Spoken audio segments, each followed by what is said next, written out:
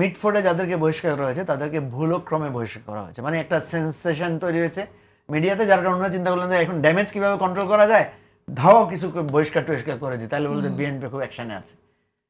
এই জায়গাটায় আপনি যদি সিরিয়াসলি পজিশন না নেন, ন্যারেটিভকে পাল্টা চ্যালেঞ্জ না করেন, তাহলে আপনাকে এটা ভুল ন্যারেটিভের উপরেই থাকতে হবে।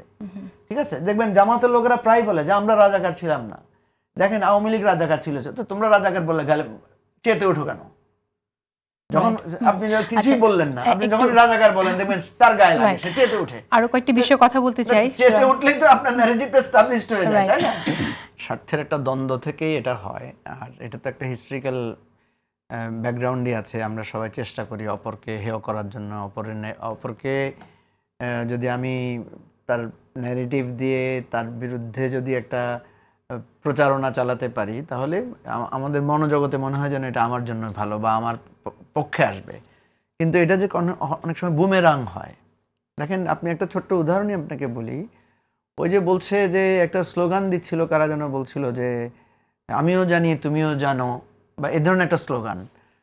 তো ঠিক বলছে যে আমিও জানি তুমিও জানি মিস্টার অমুক পাকিস্তানি, ধরেন এই যে একটা ন্যারেটিভ দিল।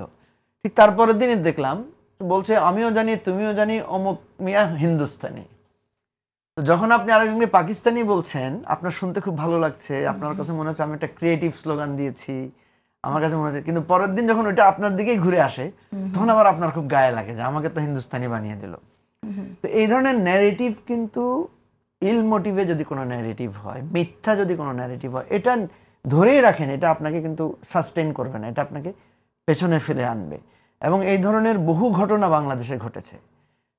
দেখবেন যে আপনি হয়তো একটা জিনিস আমার প্রতি মিথ্যা আরোপ করে দিচ্ছেন, বা একটা সুযোগ পেয়েছেন বলে সাথে সাথে আপনি আমাকে শোয়াই দিলেন। ওই যে দেখবেন আমাদের কিছু কিছু ভাষা বলে যে তোমার শোয়াই দেবো আমি, আমাদের মানে অনলাইনে যারা আছে একজন আরেকজনকে বলে আর কি, আপনাকে কিন্তু আমি এখন করে ফেলতে পারবো।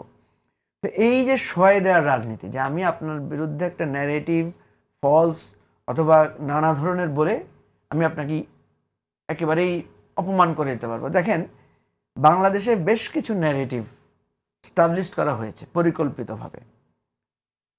সে ফর এক্সাম্পল ধরেন এই যে রাজাকার শব্দটা ন্যারেটিভ আকারে এসেছে, যে না রাজাকার একটা নির্দিষ্ট অংশকে করা হয়েছে, কিন্তু যখন রাজাকারের তালিকা করা হলো আপনি দেখলেন যে আওয়ামী লীগের লোকই রাজাকারের তালিকায় বেশি।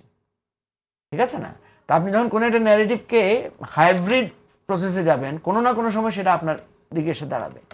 আচ্ছা, আমি যদি বলি তারেক রহমান সম্পর্কে একটা ন্যারেটিভ দাঁড় করানো হয়েছে যে খাম্বা, হাওয়া ভবন ইত্যাদি ইত্যাদি, তাই না?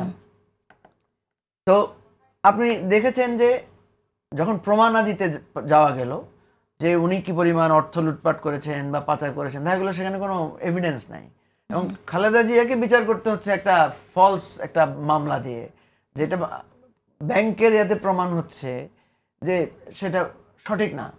একটা মজার ঘটনা আপনাকে বলি, আপনি দেখেছেন কিনা জেসিন জানি না, পাভেল ভাই তো দেখার কথা। এই আমাদের যখন ওই আন্দোলন হচ্ছিল তখন একটা ফোন কল লিক হয়েছিল, ফোন কথোপকথন। সেটা হচ্ছে জেনারেল ইব্রাহিমের সাথে তারেক রহমানের একটা ফোন কল লিক হয়েছিল, শুনেছিলেন আপনি সেটা? এটা পাভেল ভাইয়ের মনে থাকার কথা। বাংলাদেশের আমি বেশ কয়েকজন খুব উচ্চ মার্গের ইয়াকে দেখেছি, যে কি বলে আপনার সুশীল সমাজের প্রতিনিধিকে দেখেছি, ওনারা ওই ফোন কল শুনে বললেন, আরে তারেক সাহেব তো অনেক ভদ্রলোক, উনি তো অনেক ম্যাচিউর মানুষ, আপনি এখনো ওই ফোন কলটা শুনতে পারবেন, উনি তো খুবই সোভার। তো আমি বললাম যে আপনার কাছে কি মনে হয়েছিল? বলছে আমাদের কাছে তো মনে হচ্ছে উনি খুব অ্যারোগ্যান্ট, এটা সেটা। আপনি কি কোনো ওনার আচরণ দেখেছেন অ্যারোগ্যান্ট? না, আমি শুনেছি।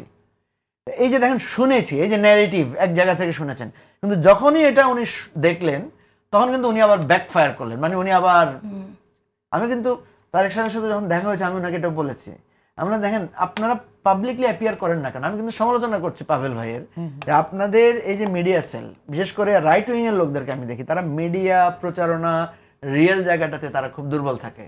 তারা এই সমস্ত জায়গায় কখনো একটা বয়ানকে ভাঙার জন্য সাহস করবে। যেমন এই যে আমি কিন্তু আজকে প্রথম শুনলাম যে ওই যে এই মিডফোর্ডে যাদেরকে বহিষ্কার করা হয়েছে তাদেরকে ভুলক্রমে বহিষ্কার করা হয়েছে, মানে একটা সেন্সেশন তৈরি হয়েছে মিডিয়াতে, যার কারণে ওনারা চিন্তা করলেন যে এখন ড্যামেজ কিভাবে কন্ট্রোল করা যায়, ধাও কিছু বহিষ্কার টহিষ্কার করে দিই, তাহলে বলছে বিএনপি খুব অ্যাকশনে আছে। তো এই জায়গাটায় আপনি যদি সিরিয়াসলি পজিশন না নেন, ন্যারেটিভকে পাল্টা চ্যালেঞ্জ না করেন, তাহলে আপনাকে এটা ভুল ন্যারেটিভের উপরেই থাকতে হবে।